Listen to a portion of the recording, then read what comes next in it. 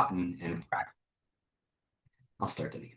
Hey everyone, thanks for joining today's webinar, From Soil Health to System Metrics, Regenerative Cotton in Practice. My name is Jesse Daystar. I'll be just kicking this off a little bit, as well as framing up and doing the Q&A at the end after we have our presentation. So before we get going, just like to introduce myself as well as the working team too, and kind of what we are about within the CBSI. Myself, Jesse Daystar, I'm Chief Sustainability Officer at Cotton Incorporated, and you can see here the other leadership team within working team two. We have Isaiah, Yang Hui, Zinette, and Charles as well. We've all been involved in this for the past several years, and the working team two is really focused on metric development, standards, and tools within the circular bioeconomy systems. And we coordinate terminology, standards, promote the development of metrics, work on data interoperability, and promote CBSI tools where we can. So if you're interested in that, definitely check out Working Team 2. We're kind of the science nerd metrics folks, and we enjoy this work a lot and like to have folks who enjoy that too with us. And then to kind of put that in context of the overall CBSI initiative, the overall system here, Working Team 1 is more focused on partners and innovation. Working Team 2 is what we just spoke about, more the metrics and standards. Working Team 3 is more about the organizing meetings, and Working Team 4 is about promoting, publicizing the overall efforts of CBSI. So it all fits together, and we collaborate, such as this webinar here, where we are working across the different working teams. And our application and priority areas within Working Team 2 are things such as sustainable ag, food loss and waste, biomass, bioproducts, water resources, and packaging and plastics. But today, we're focused on the exciting area of sustainable ag with our regenerative agriculture focus in cotton systems. So today, I'm really pleased and very grateful to have three colleagues, friends, and experts within their fields join us. We have Dr. Cristine Morgan, who is from the Soil Health Institute. She is a Chief Scientific Officer. Dr. Eric Coronel, Director of Science and Research at Field to Market. Dr. Deepika Mishra, U.S. Cotton Trust Protocol, Senior Director, Standards and Assurance. I work with them all on a variety of fronts, and they all have deep expertise in this field, and are going to be, I think, a great Cristine starting with the science at the more fundamental aspects, Eric applying metrics and putting the science to work in a certain framework, and then Deepika bringing that science and regenerative agriculture product to market. It's a neat way of kind of building from the foundation in the soil all the way up to the products on your shelf. So very thankful for them and for everybody to join us today, and I will pass the mic over to Dr. Morgan. All right, thanks, Jesse. And hello, everyone. I was looking at the participant list, and there's some folks that I know, which is always fun, especially when speaking with ag engineers. So it's good to see you all, and excited to talk to y'all today about soil health, and particularly how we're assessing soil health at the Soil Health Institute. And so I'm going to talk about measurement and assessment. But intertwined in all of that is the fundamental concept of soil health, and what does it do, and how does it work. So next slide, please. I always start out with this, so those of you that have seen me speak before, you can enjoy staring at this picture again. I never tire of it. I'm a soil physicist, and I look at this and I just think that it just wraps up everything that we observe and feel and are learning about soil health and management. And so I always start with, let's think about what soil health means. What does it mean to you? And what does it mean to me? When I speak of soil health, it's about soil functioning. And this picture wraps it up for me. This is the same exact soil under two different management systems. One is no-till and one is conventional tillage. And they've both had plantings of soybean. And so you can see in the middle is a fence. And there's been a big rainfall. And what's going on is on the right, the surface has sealed, the soil surface is sealed, and you have runoff, you have redistribution of water and soil across the surface of the field. It's affecting plant emergence and plant growth. And you can also imagine what else going on with the water, whether or not it's moving through the soil profile or whether it ran off. And then also, what it's doing with the associated nutrients and how these things are going are affecting the growth of the crop, et cetera. On the left-hand side, it's just easy to say that the water went into the ground and the plants are healthy and pretty uniform across the field. And so this is soil health. Soil health is soil functioning. And the agricultural context, especially row crop, it's soil functioning to create biomass.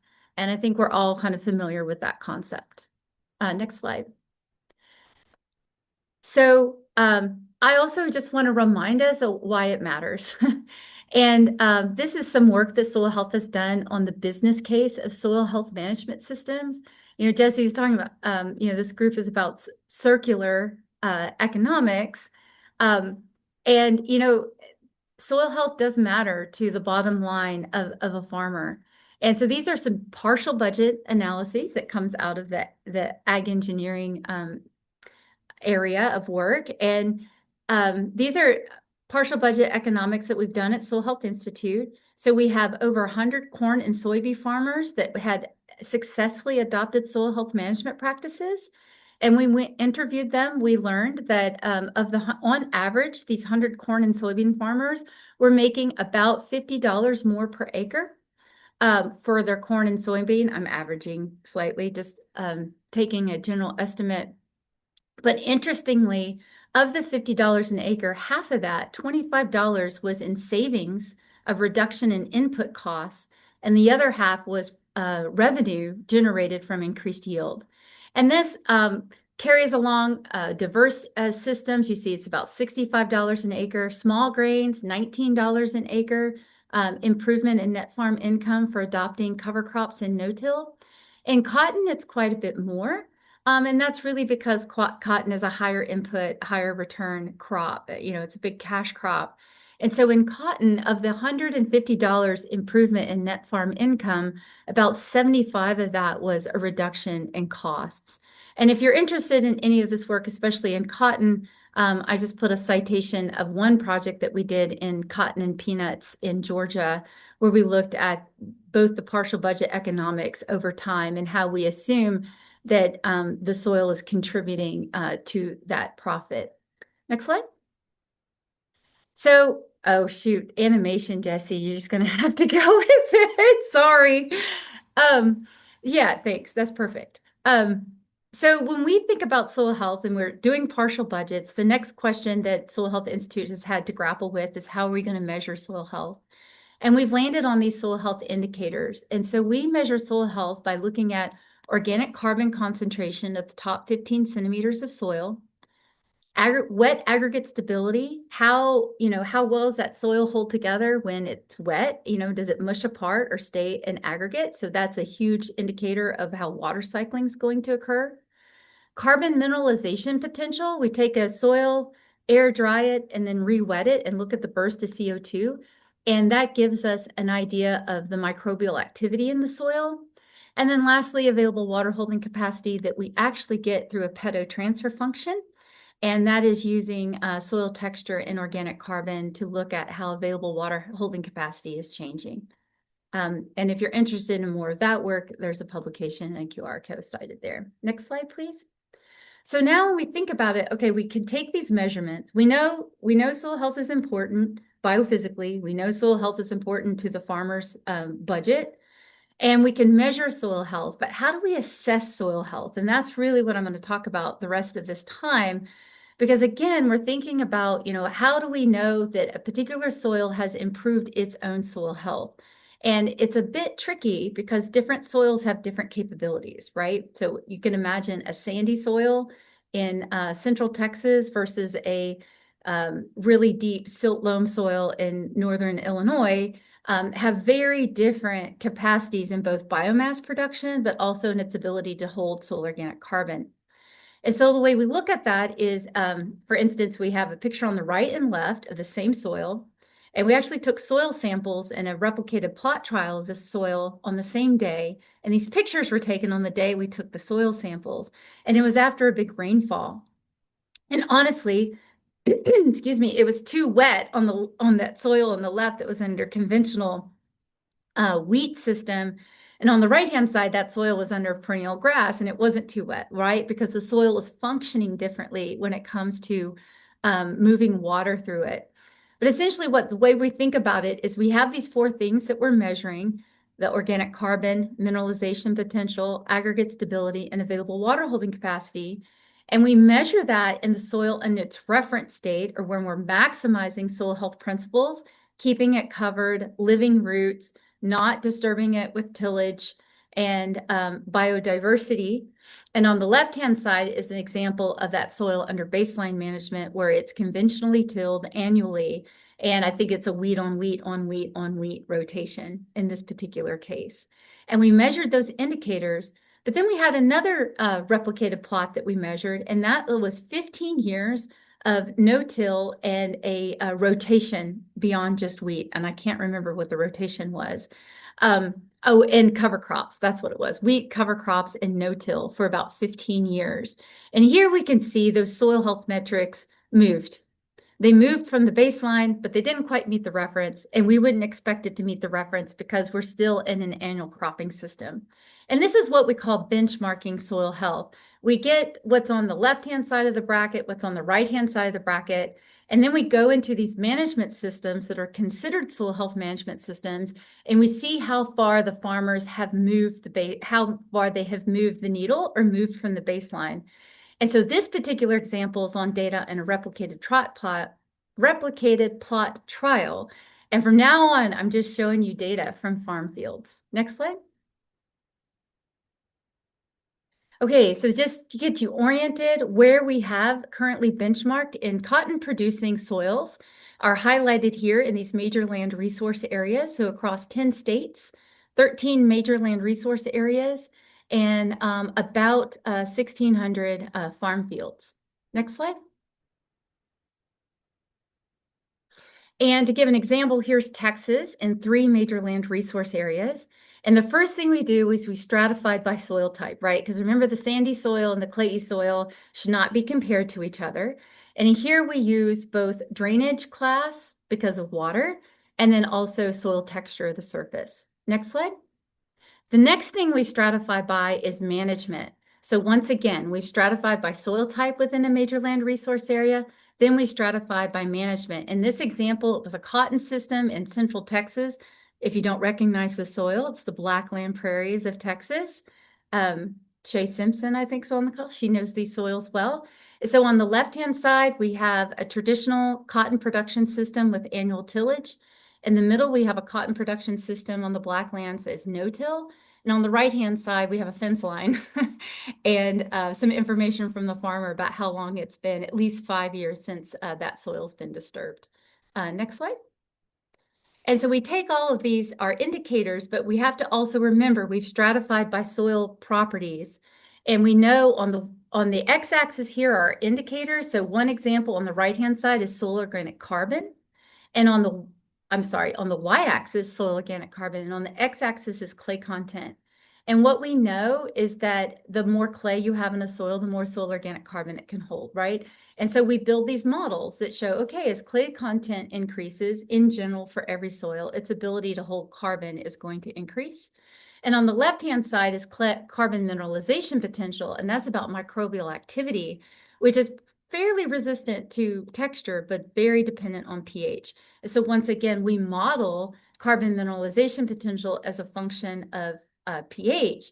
And so in the background, we've stratified and modeled based on soil inherent properties. And in the next slide, we have now looked at the model compared with soil inherent properties, normalizing all the data, and now looking at the effective management. And so here on the y-axis, we have all those major land resource areas, or some of those major land resource areas I've showed you: Alabama, Arkansas, Georgia, Mississippi, and 3 MLRAs in Texas. So that's on the y-axis. That dotted line starting at 0, that's the baseline. And once again, all this data is now normalized by inherent property, and we're just looking at the effective management. So remember, we have baseline, soil health management, and a reference. And so the baseline is the dotted line, it's 0. Soil health management is the blue dot and bars. So we're looking at 95% confidence intervals in a Bayesian model. And on the green are the references. And so what can we learn about our soil health indicators as we look across these major land resource areas is that farmers that are adopting no-till and or cover cropping are moving the needle. They are statistically significant as a general rule from the baseline, but there's still a lot of innovation space. And interestingly, folks have often asked me is, do you expect those soil health management systems ever to meet the reference? And I would say it just really depends. In Georgia, where the references were probably fairly poorly managed perennial systems, many peanut farmers actually had achieved reference values for aggregate stability and some for organic carbon. So it's not impossible. Um, and the other thing I want to note, go ahead to the next slide, Jesse, is that for each of why do we measure more than one indicator? And this gets to soil functioning, right? We measure more than one indicator because soil is multifunctional, and these practices on different soil types are also have different effects on different soil functioning. So that organic carbon is really that organic matter accumulation, and we know a lot of the things organic matter does for soil. Aggregate stability is really capturing how that soil reacts to rainfall, how it's going to infiltrate water and store it relative to a healthy or unhealthy soil. And carbon mineralization potentials, asking the question is like, do we have greater microbial activity in these soils? Are the microbes doing more work? And if you look at each of these major land resource areas listed on the different rows of this table, you can look across. If there's a yes, what that means is for the sites that we sampled, farmers that have adopted soil health management systems have moved the needle on that soil health indicator, and they have done so at a 95% confidence. So that's pretty confident, especially considering the number of samples. You saw it was like 1,500 farms. It's not a lot of observations across so many major land resource areas. So it's a really nice effect size that we found on management and soil interaction. And if you're interested in all the dirty details, especially the statistics, you're welcome to look at this paper on farm progress towards soil health potential in southern U.S. row crops. Next slide, please, Jesse. And so when we think about like reporting this and standards, one of the things that we're doing is reporting this regionally. And so here's an example of a regional report for the northern Blackland prairies of Texas. The first page, we just talk about the area and the soils and the cropping systems. And the next page, we actually show some data about like how farmers have moved the needle by soil type. And the last page is like a general wrap up of what we have learned about the cropping systems in the area. Next slide. And the interesting thing that we find that like brands and retailers and aggregators are particularly interested in is if they're setting soil health or soil or carbon goals, what these reports provide is data-driven estimates of what one can expect in a soil health management system for that soil, for that region. And I will say that farmers really appreciate having actual numbers to be compared to rather than not always having these model outputs, because these are the numbers that individual farm fields have achieved rather than, just regionally understanding, the direction that things should be going. Next slide. Oh, animation, sorry. And then we also can give farmers their individual farmer report in areas that we have benchmarked. Farmers can actually send in a soil sample, get a soil health test, and then they get this report. Now, this has been very simplified, but they see the region at which the work was done and what the data represent. And on the right-hand side, this is just for aggregate stability. They can see that vertical orangish line is their soil, and that they can see their soil relative to the management practices. And because this is all in a Bayesian model, they're not like, this isn't like the average of all the data or even the average of all the data for their soil. This is modeled very specifically for their soil pH and their soil texture. And it not only gives them a mean, but a range, because also we know, we recognize that there is variability. And I think that's the last slide. The next is a summary, Jesse. Yeah. So just kind of leave you with some ideas. The soil health benchmarking approach is scalable, but it's also very locally relevant. Farmers are interested in what's happening in their fields, and this is an opportunity to like share that narrative, but also share the narrative of how management has impacted. Really want to recognize that soil is multifunctional. It's not just about carbon, it's about water, it's about nutrient cycling. And this multifunctionality is essential component in our reporting and when we're looking at the impact of management change. And then lastly, once again, scalable, scalable, scalable. Really being able to talk about not just regional reports, but individual farmer reports, what's going on in the field. So that's it. I think the next slide is just acknowledging our funding sources. Yeah, so we'll leave it at that and hand it back over to you, Jesse. Thank you so much, Christine. That's a great overview, and I always love the pictures, even though I've seen them before. It's pictures worth 1,000 words sometimes. Well, thank you so much. And now we'll pass it over to Dr. Eric Cornell from Field to Market. Eric, please take it away. Thank you, Jesse. And we're very grateful for the opportunity to discuss these sustainability indicators with the group. I see in the attendees a lot of organizations and people that have contributed a lot to Field to Market over the years. And yeah, very much looking forward to the questions and answers that we may provide later. Next slide. So Field to Market has been around for, as an organization, about 20 years, as an independent nonprofit for a little bit less than that. But our goal over the years has been the same, to unite the supply chain from growers all the way to the businesses that put products in the market for each of these commodities, to connect them using the same framework, the same definitions, the same indicators, and to be able to track progress over time.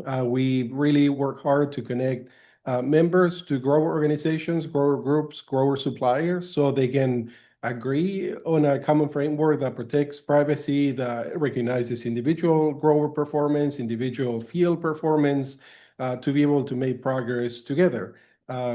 We move sometimes at a slower pace just because we work really hard to build consensus. And sometimes moving really fast on these things will leave a lot of people behind, and it's not a recipe for long-term success for some of these commodities organizations. So we work really hard to get people together, to provide a platform that unites and provides common language. Next slide. So I guess we can start first with some of the definitions that we provided over the years. Early in the Field to Market years, we developed a sustainable agriculture definition that is mostly kind of like trying to maintain the status quo of whatever a grower is on their journey to sustainability, and try to make things better over time. Around 2018, 2019, we started getting a lot of pressure to also develop a definition for region agriculture. And for the most part, it's a more intentional definition that recognizes that some of the resources that we had at the field level have been lost. And if organizations want to incentivize growers to regenerate, to build again the soil carbon stocks, all the indicators Dr. Morgan discussed, then organizations can develop a more intentional system under region agriculture, covering the principle that USDA and many other organizations have developed over the years. We try to ground all of our work on these definitions, and we try to help organizations understand the nuances and what it means. A lot of the time, sometimes the challenges comes from organizations buying commodities from all over the world, all regions of the country, and it's really challenging to develop regional systems, but that's exactly what we need. For example, the indicators that we were seeing from Dr. Morgan, it really matters a field's everything, the location, the weather, the climate, the history. You have fields next to each other with probably the same soil types, but they have been managed very differently over the past 30, 70, 100 years, and they're going to look very, very different on paper and when you see them in person and the data that comes out of it. So it's part of the journey. Next slide. Focusing a little bit more on the principles of Regen Ag, it's similar to what Dr. Morgan discussed, trying to cover the soil as much as possible, trying to grow crops as much as possible, both for cash cropping and also, pastures and cover cropping, trying to maximize diversity. And in some regions, item number 5, to integrate livestock. It's truly, that's a systems change. Sometimes we have talked to a lot of organizations that say like, oh, I don't understand why not all growers produce livestock. It's not that easy. It's a major economic change. You need the labor, you need the infrastructure. But if they can do it, then it can be part of a system that can be also mimic more circular economy topics. Next slide. So from the field to market side, we wanted to present like why we cannot move sometimes really fast on these frameworks, right? On developing the indicators, bring them into the field level, and then aggregating the data from individual supply chains into projects that are being sponsored by the commodity buyers. So it takes a lot of discussion, a lot of consensus. We understand that science by itself doesn't need consensus, right? The evidence, the data, it is what it is. If people don't agree with it, doesn't necessarily affect the validity of the science, but we do want to have buy-in. So we want to build consensus across organizations. We want, of course, the growers on board and all the way to the retailers on board and everybody in between. A major defining item of field to market from the beginning was there has to be focused on outcomes, not just practice-based. And this mostly comes from the idea that there are a lot of programs already where it's just a checklist, right? Are you doing this practice? Yes, yes, yes, no, no, no, and move on, right? We wanted field to market to have a more grounded approach at the field level with quantitative outcomes where possible, and then that's part of the process. So also it really matters that organizations meet growers where they are, both in terms of their journey in sustainability, their field potential, their commodity production system. So we want organizations to build projects where they start interacting with growers, they collect the data, and they build from there. So they may be able to see the nuances across regions to try to improve over time. It's not easy. It takes years of work. A transition to a fully regenerative system, whatever that may mean for a given region, will not happen in a year or two. Sometimes we have had members that have joined field to market, and one of the first questions we get is like, "Oh, can I already claim that my commodity is regenerative, or can I claim that my commodity is sustainable just by joining the alliance?" And that's not how it works. We want organizations to work with their grower suppliers over years, to have the commitment to come to the table to talk to growers year after year to make change happen. So anyway, that's why some things take time, and collecting the data takes time, and improving the science through organizations like the Soil Health Institute. Everything takes time because it's efforts that are happening, measuring, modeling in a continuous manner, and we need all of us working together to make it happen. Next slide. Just this is very quick. So basically, field to market has sectors representing the different parts of the commodity supply chain. So growers all the way to agribusiness, retailers, universities, and everybody in between, along with many, many other NGOs that do amazing work. And at the end of the day, the goal of everybody working field to market is to make commodity supply chain more sustainable, more regenerative where appropriate, and work together for a common language. We have many committees where a lot of organizations donate their time, their expertise, sometimes resources to improve the system for everybody. We always have space for, if you care about the science, all the nerdiness happening there, you join metrics. If you care about perhaps all the standards that are out there, you join the standards committee and so on.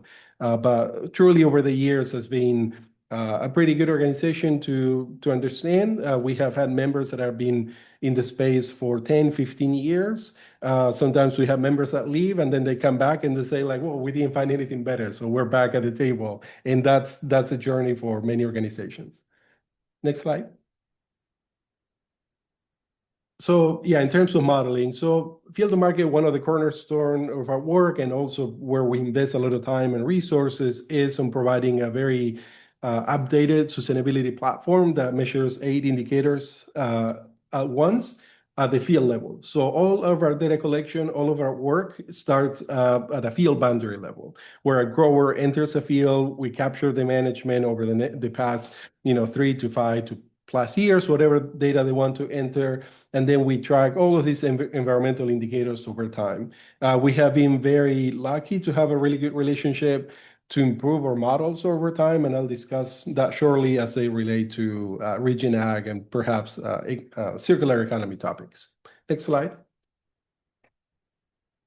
So, we have the potential to apply practices. We want to, usually when growers come to the table, they enter the management as is.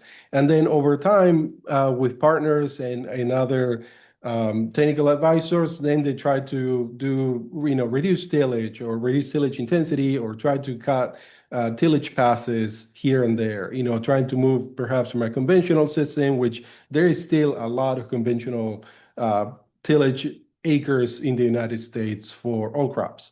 Or even if it's not every year, then you have, conventional tillage happening every 3 to 5 years, depending on the system. So we need to understand kind of like the reference baseline, but we want organizations to help understand the nuances by region. So this may help to understand how well can no-till or reduced-till work, the adoption of cover crops, which is not a yes-no answer. There are a lot of nuances behind the crop rotation.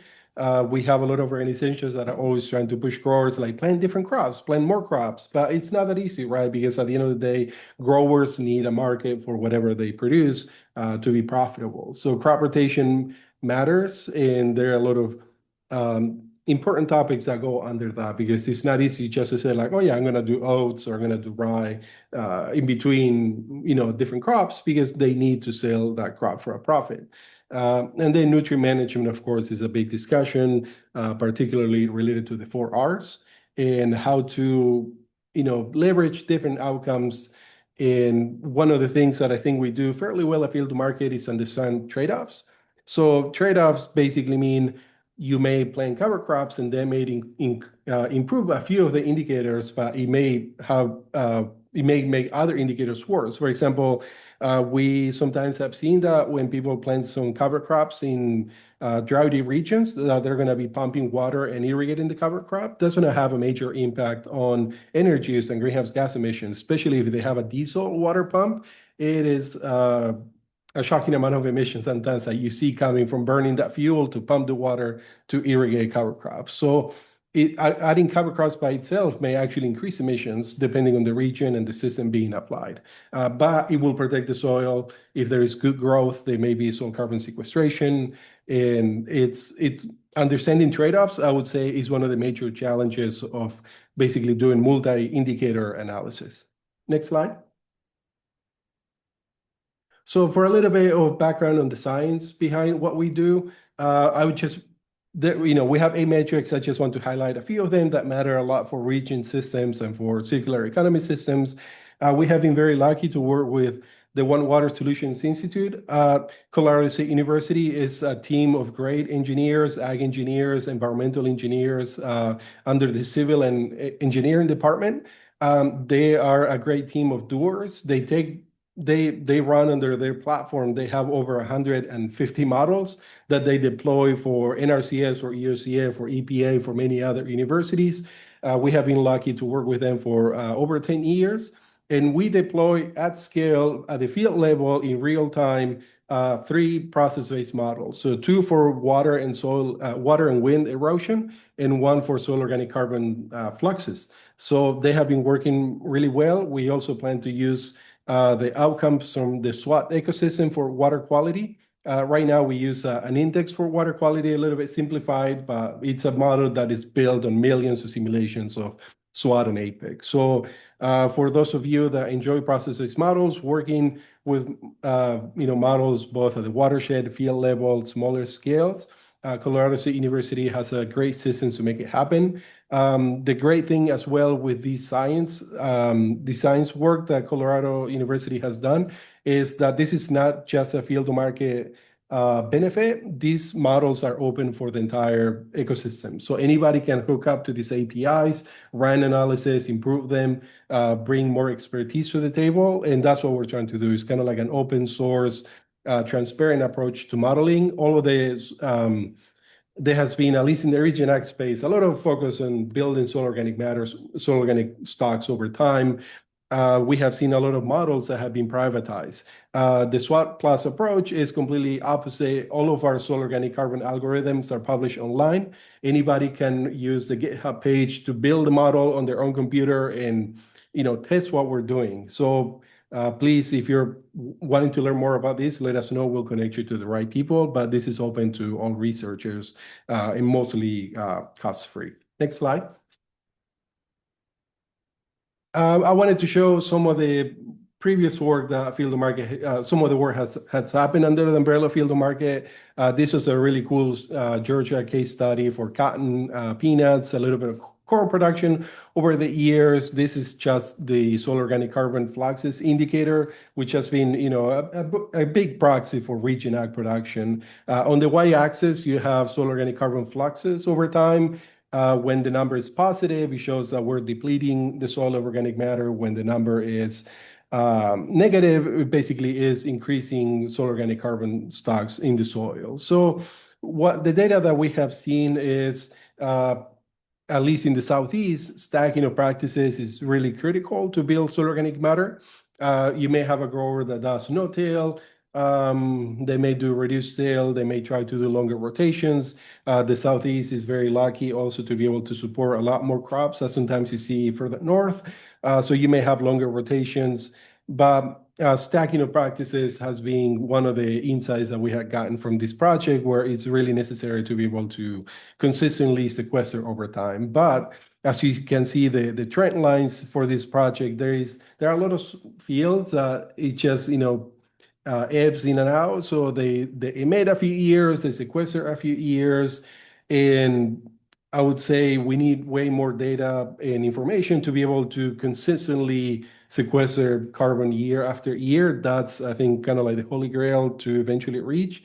Perhaps it may eventually include having, a few years of livestock production, a few years perhaps of pasture, permanent, perennial crops for 5-6 years, whatever that looks like. We need more data to be able to have better modeling outcomes as well. But it's part of the process, learning, sharing, and publishing as much as we can.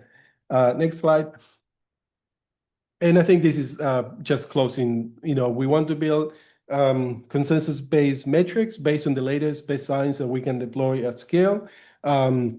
We do acknowledge that the representation of circular economy systems are lacking. For the most part, we're assuming that inputs come from an external area, they get applied, and the outputs go out of the system, right? And we'll be very interested in having, more circular topics. We appreciate the cotton industry's push for this.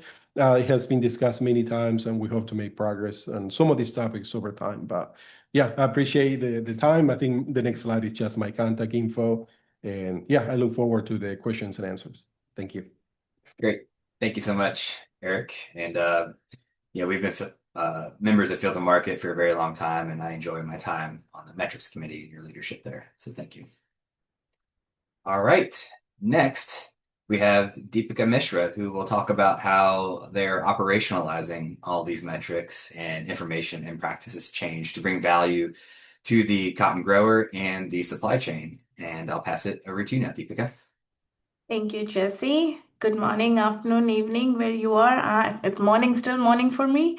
Thank you so much again for the invitation to come and speak about regenerative agriculture. It's such an important and timely topic in the market right now. What I do is I lead the status and assurance for the U.S. Cotton Trust Protocol. We launched the program in 2020 as a sustainability and traceability program for U.S. cotton. And everything I'll show you in the slide, it basically starts from primary field data and peer-reviewed models. not just any service, not just claims. And of course, the title, which is today Regenerative at Scale, and the problem underneath is the one I think this room cares about the most is how do you quantify field level outcomes credibly across millions of acres, and how do you validate them without putting a technician on every field? Moving to the next, Jesse. So this is what I would call is the spine of the program. You heard from Dr. Morgan, Dr. Colonel about how the whole modeling and the calculation work. We are members of Field to Market.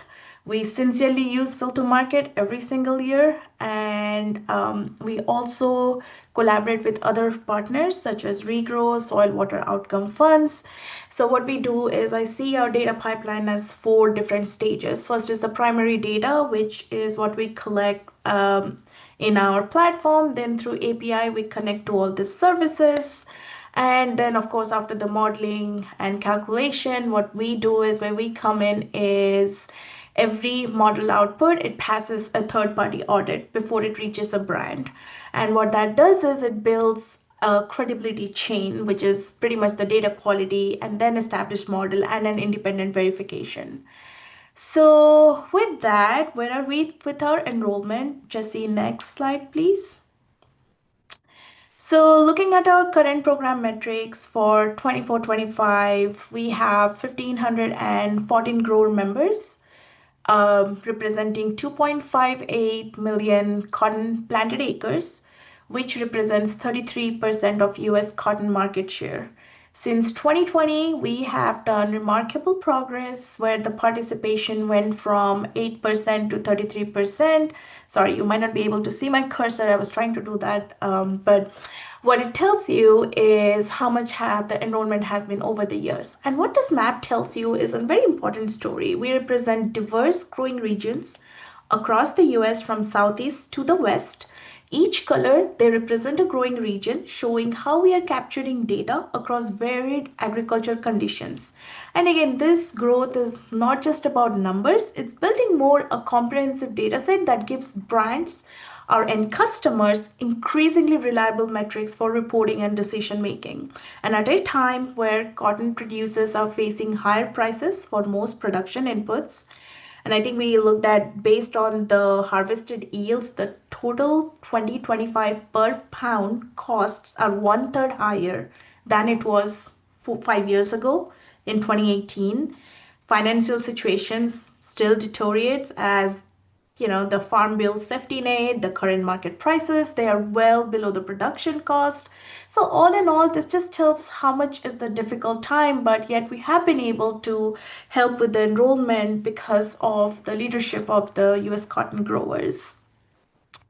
Next slide, please. So what we do is pretty much what you saw in Dr. Colonel's slide on Field to Market. We do track all those metrics because that's part of our bigger national goal.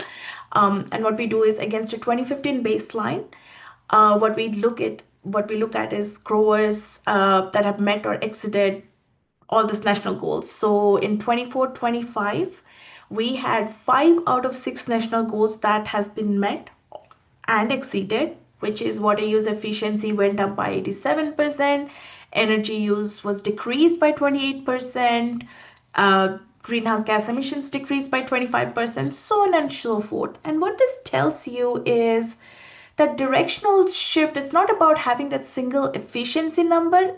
It's kind of looking at it from a holistic point of view, not just one metric over another, but just a combination of the factors. Moving to the next. So with that, we did from the last 5 years, we knew that the aggregate program worked.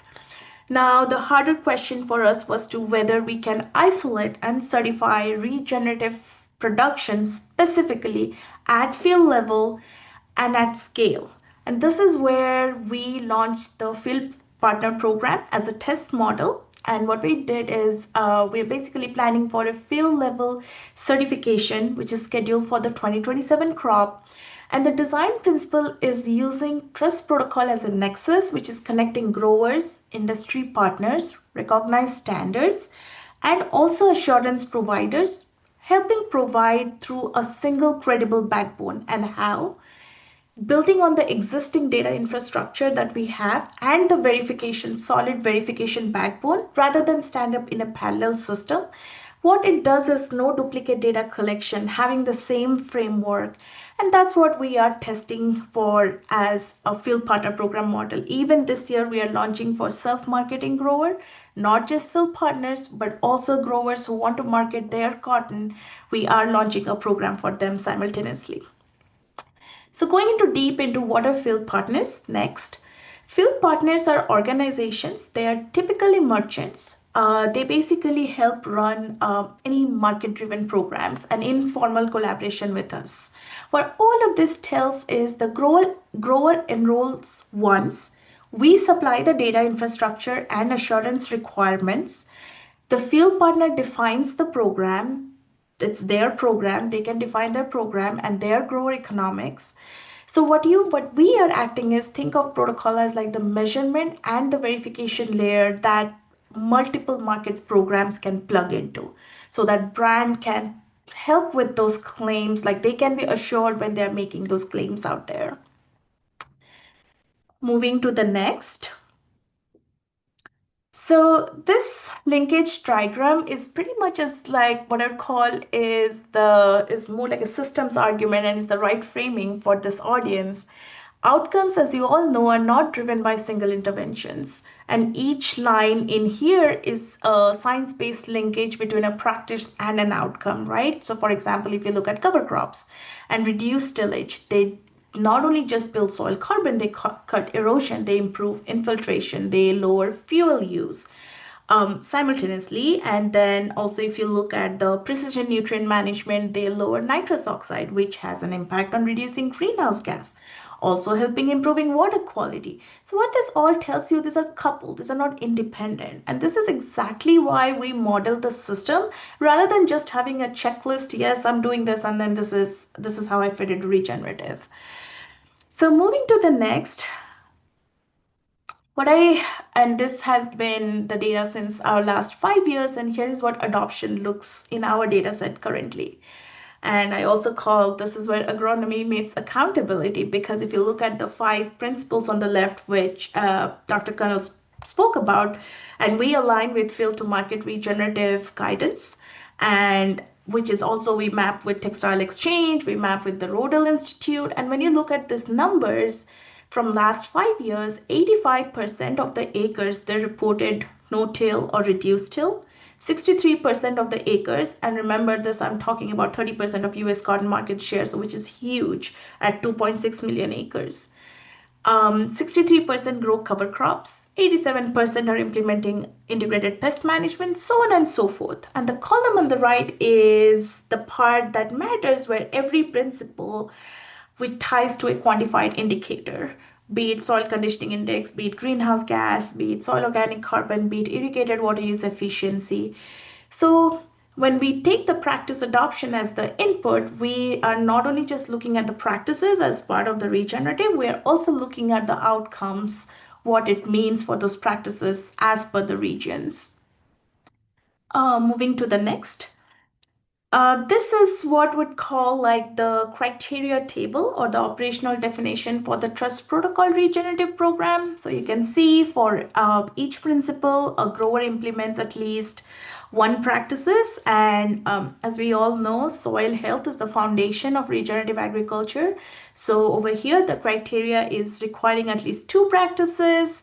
And again, these practices are flexible and they're regionally appropriate, because like Dr. Morgan was saying, what makes agronomically sense in West Texas is not what makes sense in Mississippi Delta, but the outcome is consistent across all of them. And that combination, having flexible practices, fixed measurement, is what lets the scale across the diverse systems. And also note the last row is the social and economic, and this is a very important component for us, because regenerative adoption has to be financially viable for the grower, or the data just dries up right there. With this, I want to quickly show what we tested in 2024. Next slide.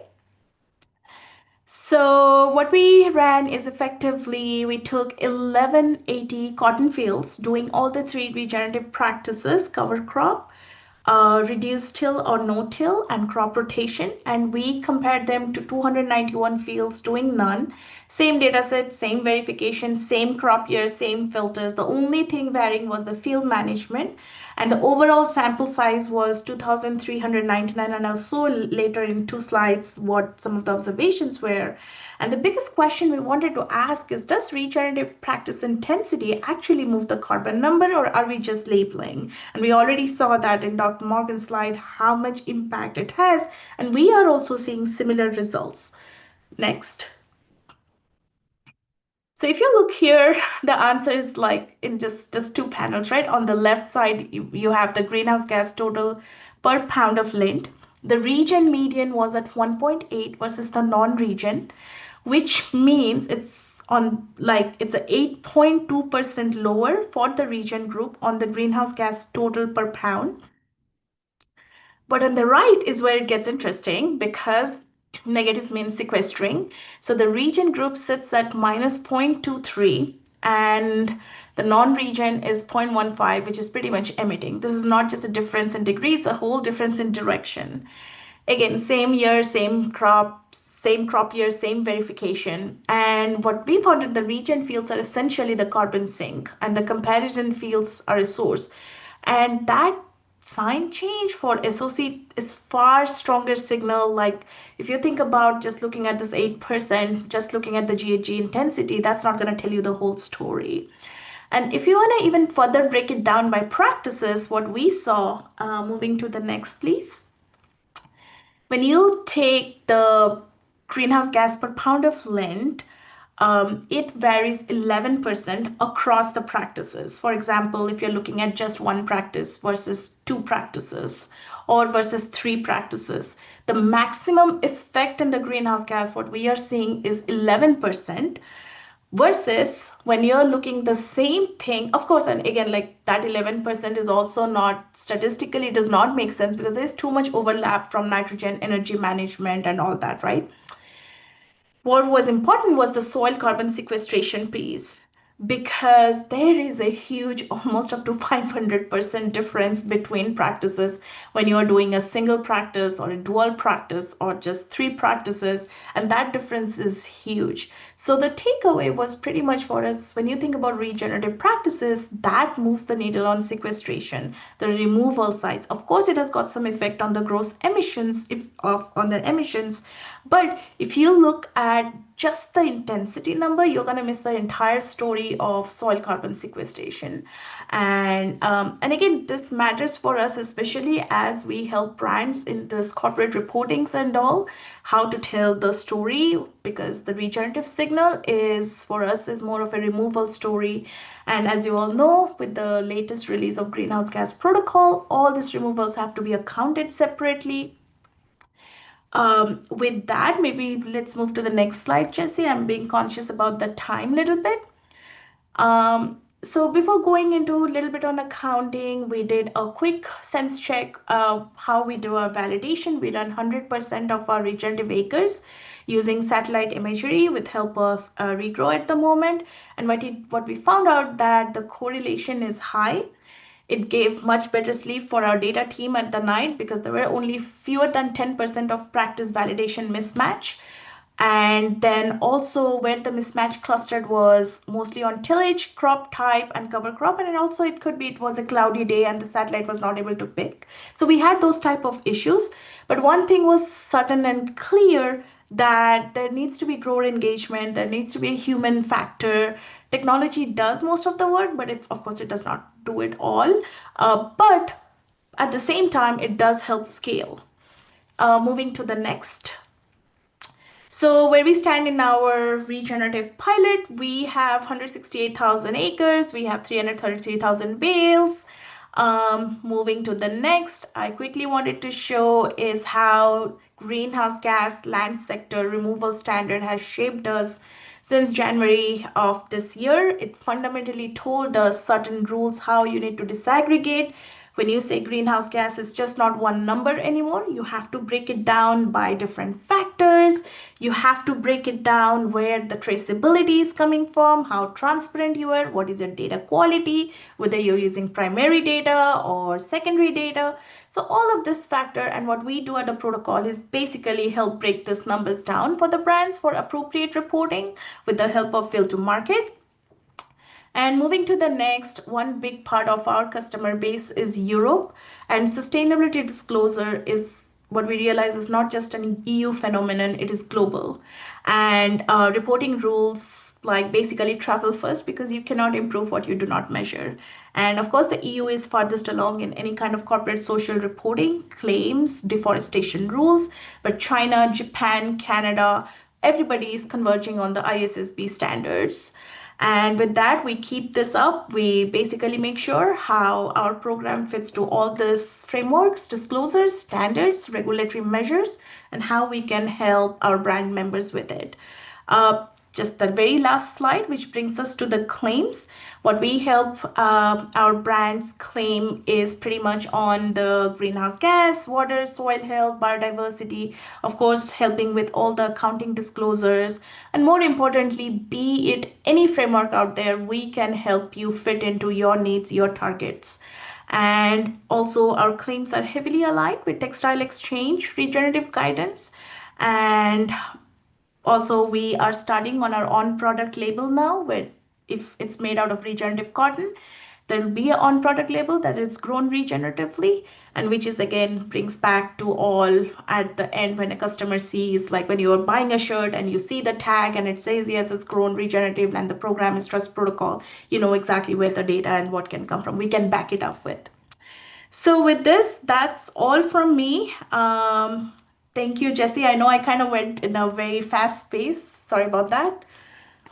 Oh, great. Thank you so much, Deepika. It's a great overview, and I think you pointed out some really interesting stuff and challenges of really making this scalable and operational MMRV, for example. And I know there's a lot of smart people on this call that could probably work towards helping with stuff like that in the academic setting. So thanks everyone, speakers who have contributed today, and just wanted to say thanks for everybody who joined us today. And this is the working team too, just as a reminder. And with that, maybe we can take some questions. All right, see if I can pull those up. So yeah, go ahead and just so you know, if you have any questions, I think you can put them in the chat. I think that would be fine.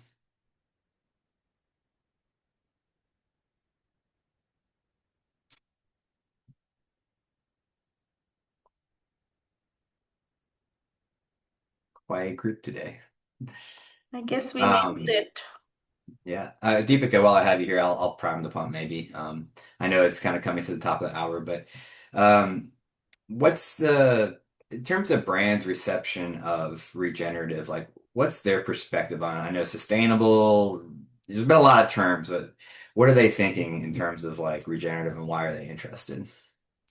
I think all I can say is we have come a long way from where we started, right? Like we started with regenerative, having no definition, not having any kind of like yes, we had set of principles, and it means different for different brands. It all depends who you talk to. But yes, this is definitely a thin line between, like Eric mentioned, between sustainability and regenerative. Hmm. But yes, we do know anytime a brand wants to do something extra on the soil carbon or anything on showing the benefits more or helping claim, like I said, the hang tag, this is grown regeneratively, if they want to go out and say that. So that's where they come in. But also, I think for us, the biggest thing in regenerative, we do say you must be doing practices versus, well, we recommend. So that is helping more on like pretty much what you call it, nailing in the uh, like, yes, this is the set of practices, this is what we are doing, and they're more assured, yes, this is validated, this is taken care of.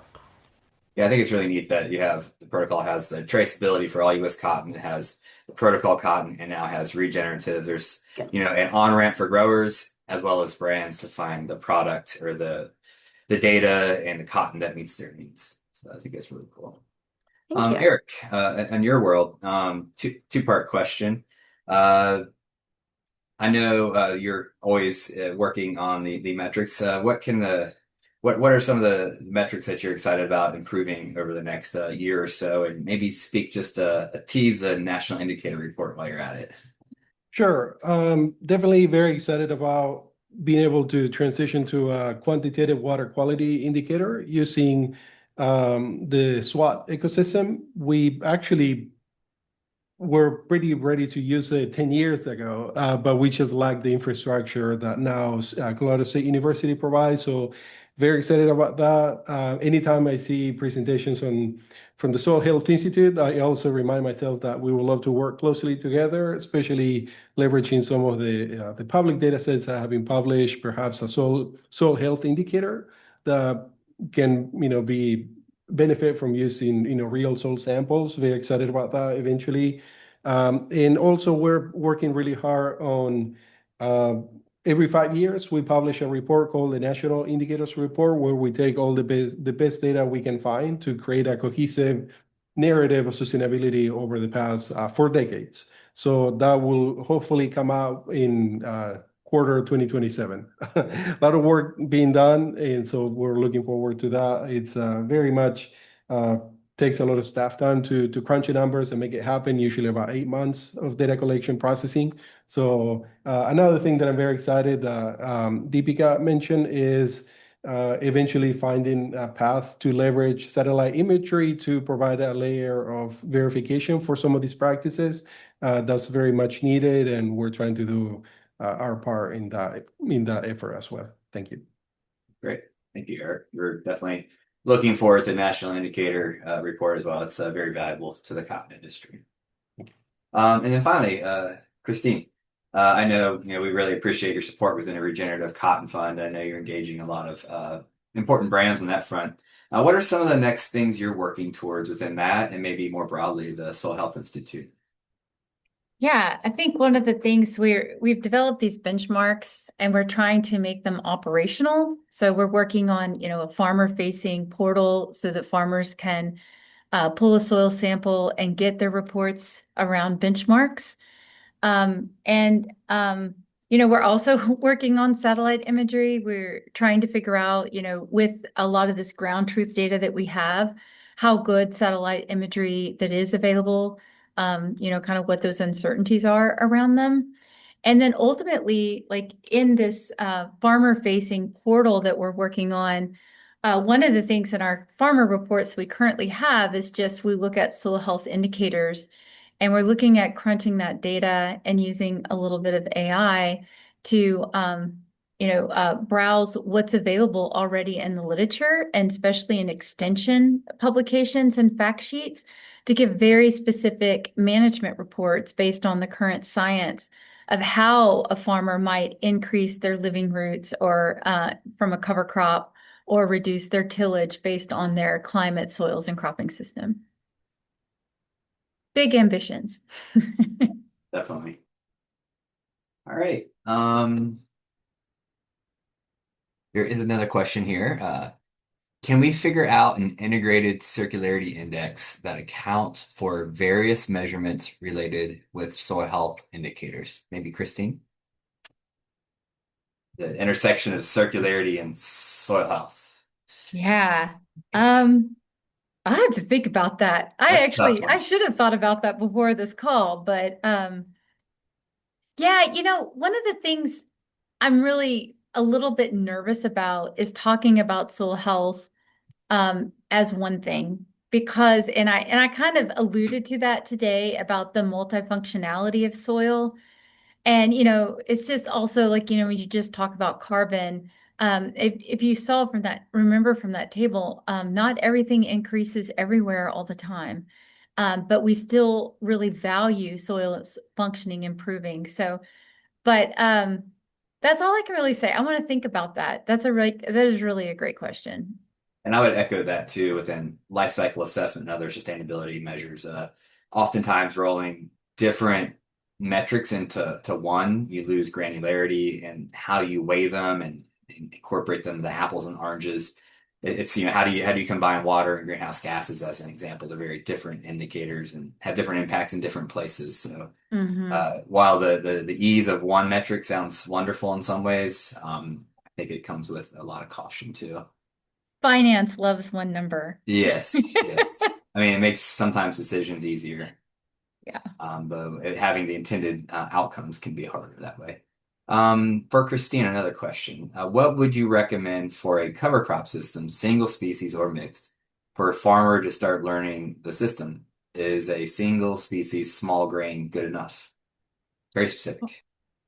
Farmers tell me that yes, single species small grains is enough to start learning. And then the best thing I've ever heard an agronomist say about cover crops, don't cover crop to cover crop to solve a problem. So if you're trying to grab excess nitrogen, that single species small grain crop sounds like a good idea. If you need to add nitrogen, a legume. If you need to bust up a plow pan, that's something else. And if you need weed control, you need something with biomass on the surface. So really think about the problem you're trying to solve and use cover crops to address a problem as well. So two things to think about. But yeah, all the farmers that I hear talk that, when they learned how to cover crop, they were using a single species small grain. Nice. Thank you. And Brahm from the chat says fuzzy modeling technique is a way to approach an integrated circularity index.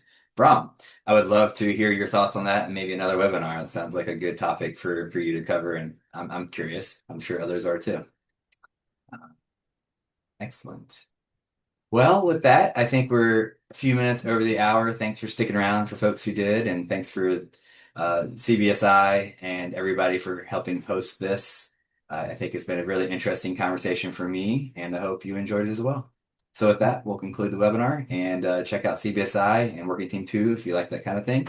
And thanks, everyone. I appreciate your Thank you contribution all. today. Thank you. Bye. Thank Thanks, you. Jesse. Bye-bye. Bye-bye.